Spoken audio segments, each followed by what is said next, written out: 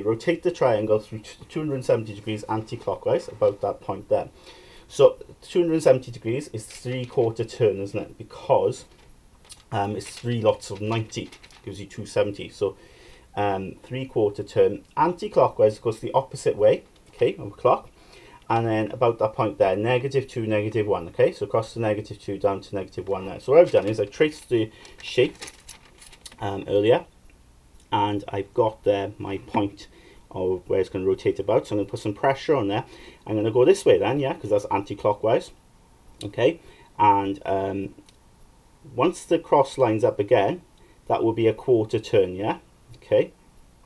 So I got to go again, because I've got to do 3/4. So turn it around again. That will be 2/4 when they join up, okay?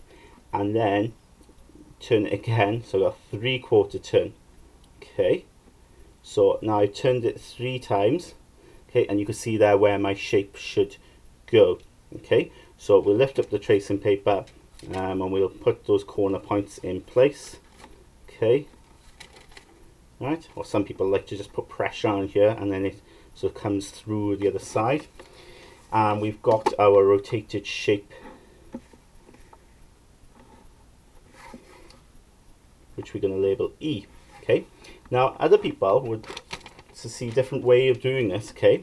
So you might want to do it this way. When you see 270 degrees anti-clockwise, that would be the same as a 90-degree turn clockwise, okay? If you think about it, you just go in the other way, okay?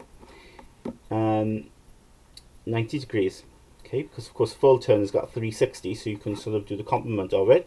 And if you notice there, I could have gone clockwise and rotated it round 1/4 turn, and you get the shape there, yeah. Okay, describe fully the transformation that transforms shape A onto shape B, okay.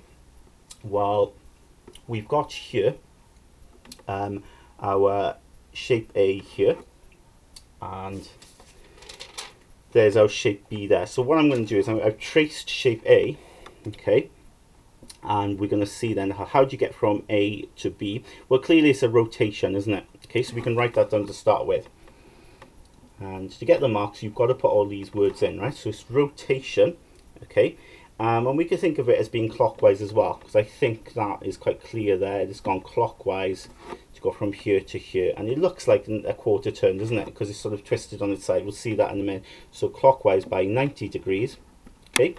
Now you've got 2 marks by saying that, by saying rotation clockwise by 90 degrees, but you need to say then where it's about what point. So what you do is you get your tracing paper, you trace the shape, and then you're going to have a sort of play around with this, okay, bit of sort of trial and improvement, okay, and you're going to pick a point, so maybe that point, and then turn it a 1/4 turn, okay, so 1/4 turn to see if it lands on shape B, and clearly it doesn't there, so it can't be that point.